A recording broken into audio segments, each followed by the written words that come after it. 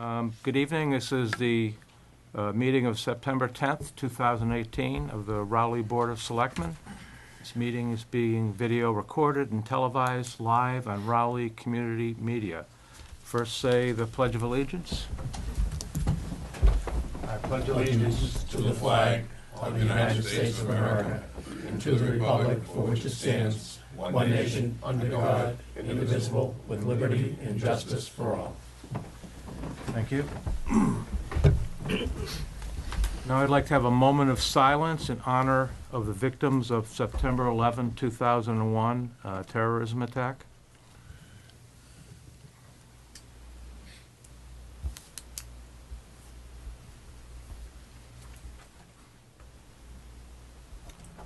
Thank you. We will have a public comment period from 7:10 to 7:15 p.m. Our first order of business, actually our first two order of business, general business number 1 and 2 are related, so I'm going to treat them together. We have a letter from, and they both concern an incident where a worker at the Pine Grove School recently suffered a heart attack.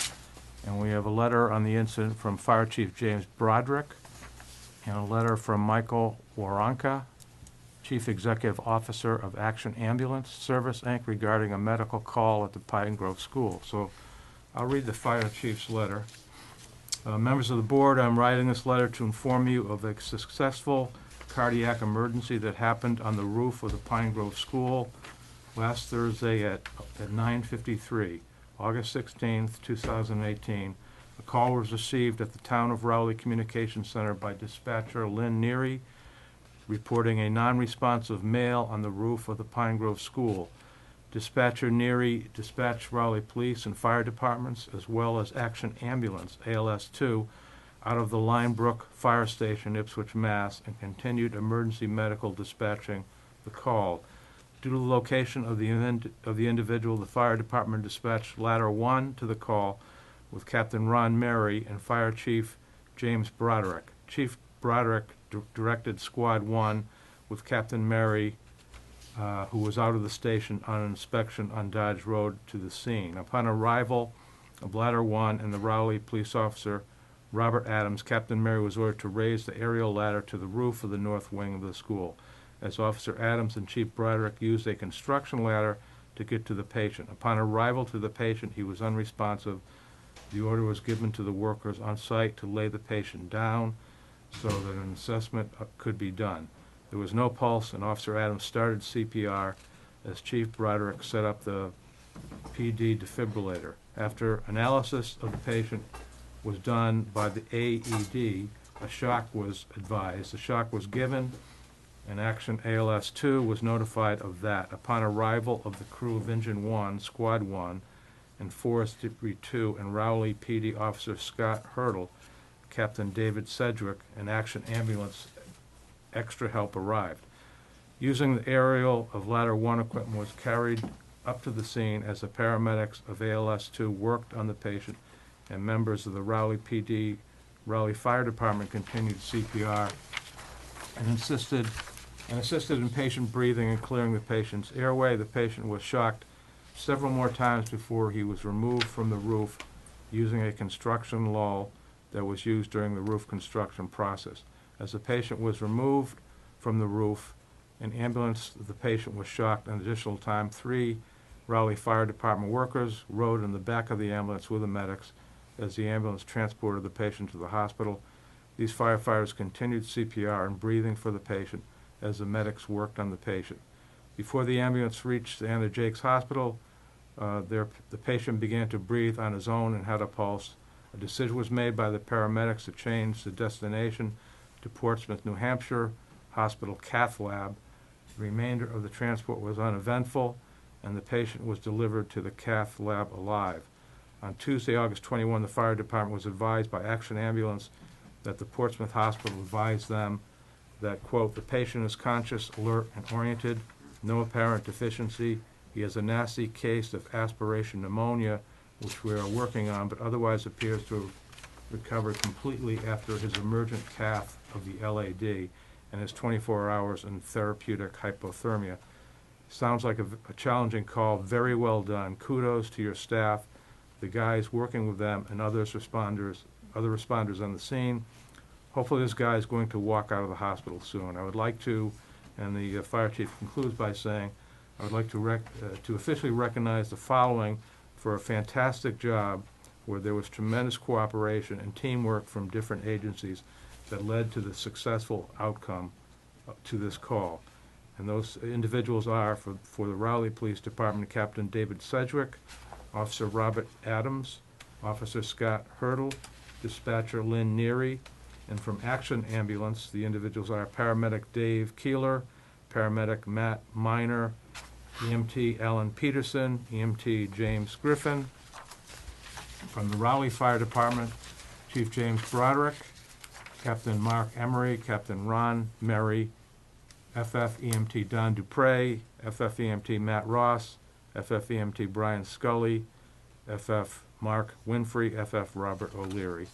And I'm not going to read the letter from Action EMS, but Michael, I would like to point out that Michael Waronka, the CEO of Action EMS, does conclude his letter by saying, Action Ambulance Service would like to offer commendation to the Raleigh Fire Department and Police Department and Action personnel for a job well done. Simply stated, this was an amazing exhibition of teamwork, experience, and talent that led to the saving of a life.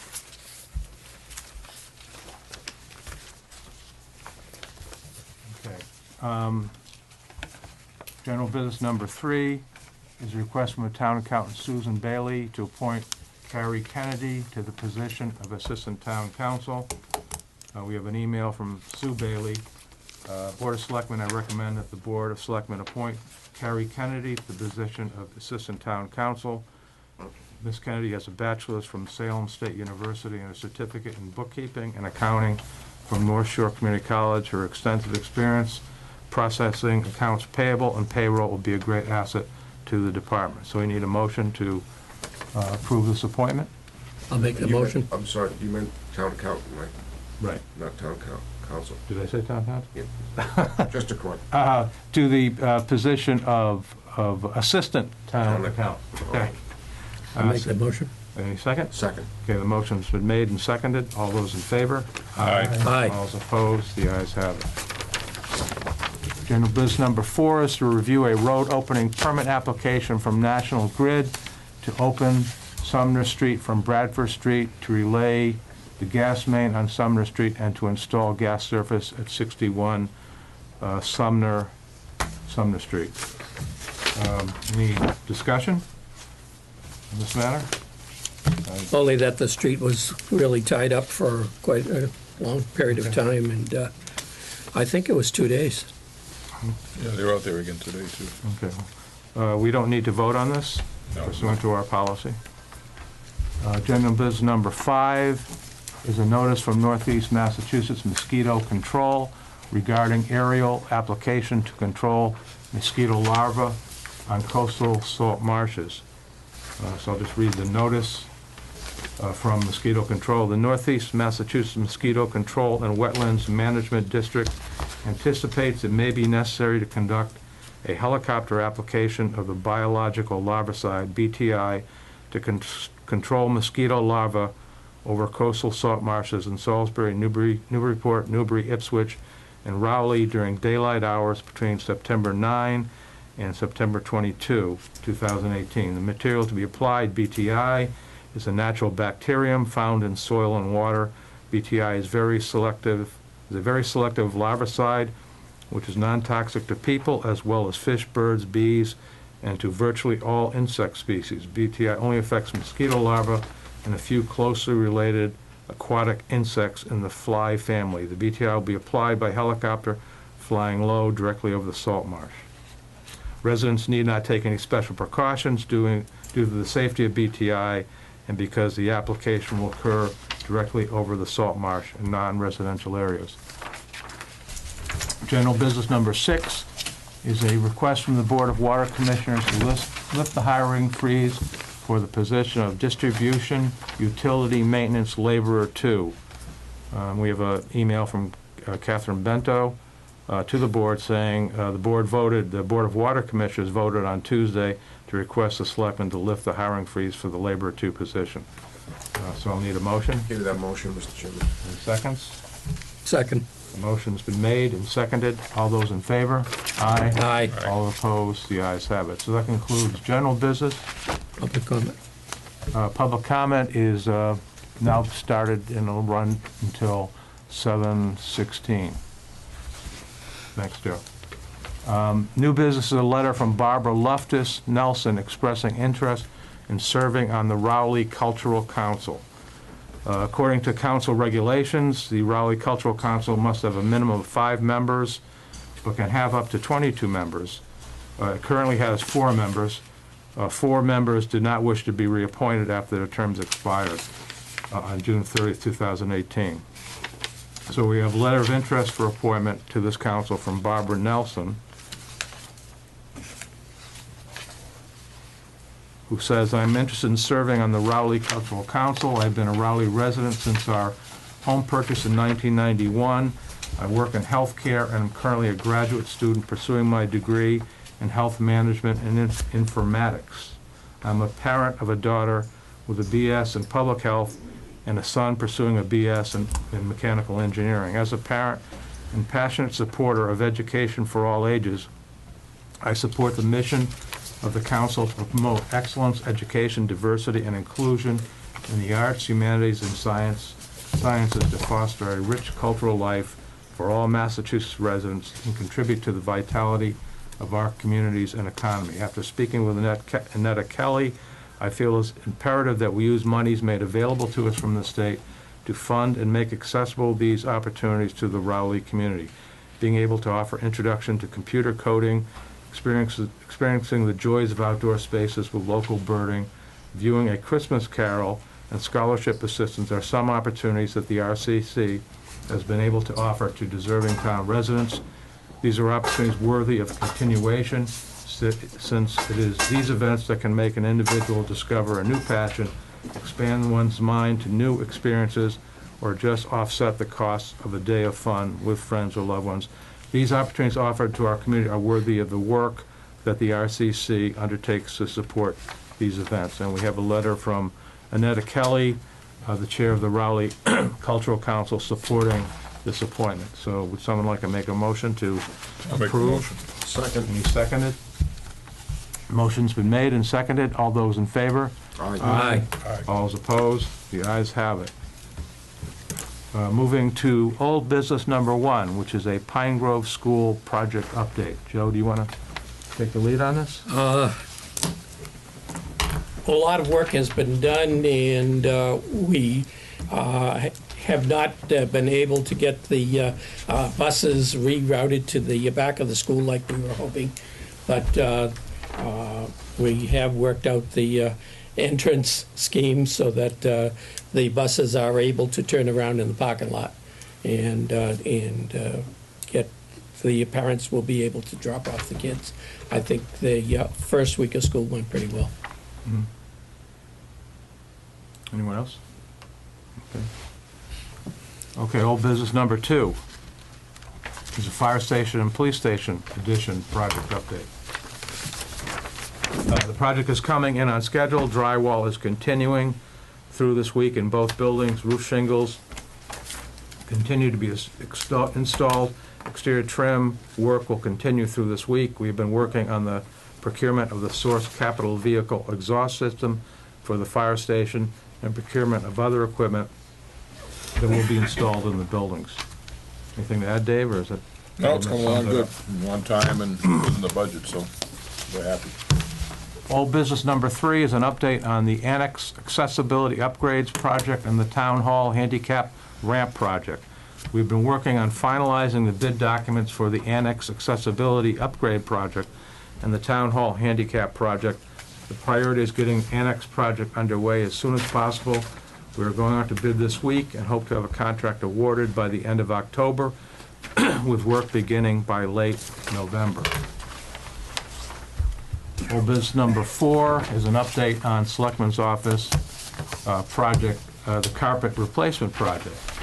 We have 2 carpet tile samples. on display in the office. 2 selectmen voted for the beige color, 1 voted for the blue color. The 4 employees who work in the office prefer the blue color.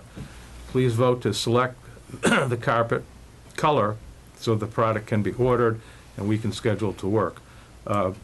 I just add that I think I was one of the people who voted for the beige color, but I distinctly said that I didn't really care. It was up to the employees who work in the office. I voted for the blue, but I said the same thing. People want the brown, it's fine. As long as we get a new carpet, So- that's all that matters. I would suggest we make a motion to approve the blue color, which is what the employees want. I'll make that apparently. motion. We defer to you. We No, we defer have to a you. reasoning for the blue. but You're in here all day. Amy We did defer most to of the you. work. I defer to her. So Make the motion for the motion to blue. approve the Somebody blue. make a decision. Can we continue this to next week? Motion's been made and seconded. All those in favor? Aye. All those opposed, the ayes have it. The likely schedule for this work will be Friday afternoon, furniture would be moved out of the office. Saturday, the carpet towels are installed, and Sunday or Monday, furniture is moved back into the office. So it's certainly moving along. Which Friday? To be determined. That would be. Oh, that's a hypothetical Right, Friday? To a schedule that'd be least disruptive. Oh, to okay, the- all right. Good question, Eric. Old business number 5 is to award contract for tree trimming, removal, and emergency services. 4 bids were received on August 27th for this project. 4 contractors responded. We have Meyer Tree Service, $58,960. Chicoria Tree Service, $63,200. Pathfinder Tree Service, $71,600. Valley Tree Service, $76,000. Tree Warden Pat Snow has called the references for the lowest bidder, which is a Meyer Tree Company. All the references for Meyer Tree Company were positive, and Pat Snow recommends that the town award the contract to that company. If in agreement, the board should vote to award the contract to Meyer Tree Company for a term of 1 year and authorize me to sign the contract. So we need a motion to award the... Just keep in mind, Mr. Chairman, that although the bid is $58,960, we appropriated $50,000.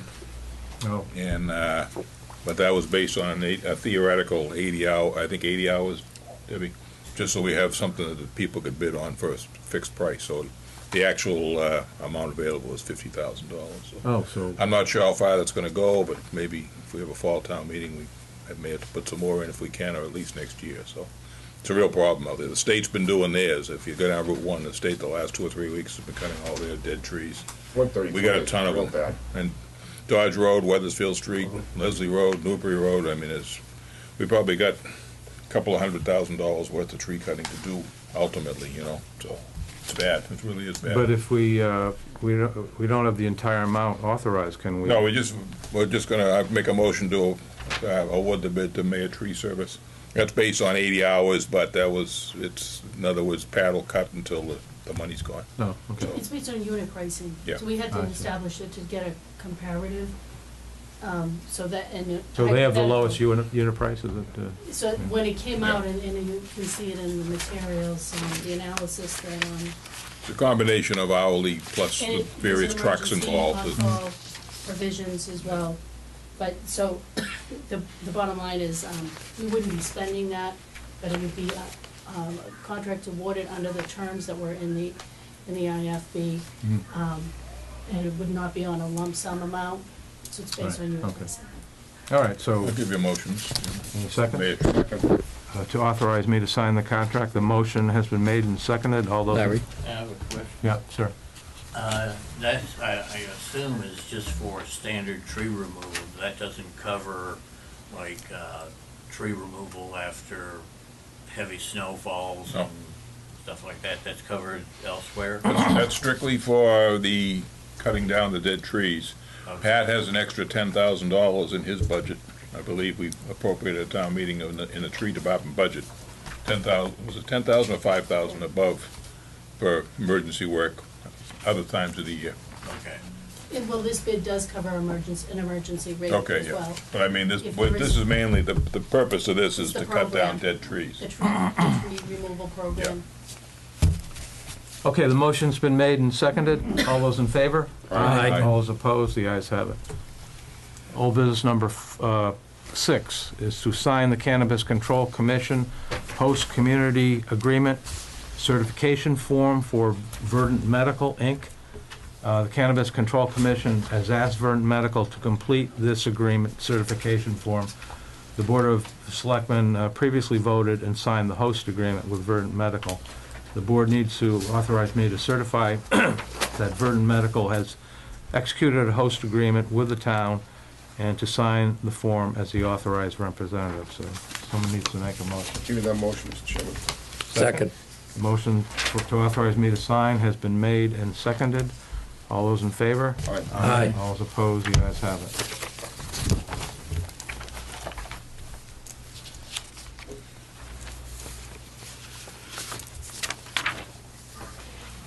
So I'm signing as the contracting authority, correct? That would be correct.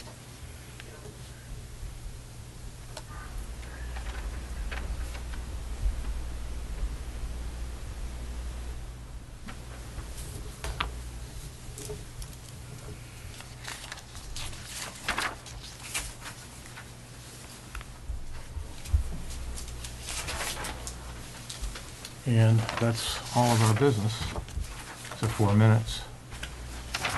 We have minutes from August 27, 2018. I think, looks like we were all present. Give me a motion to approve. Any second? Second. Motion to approve the minutes has been made and seconded. All those in favor? Aye. All those opposed, the ayes have it.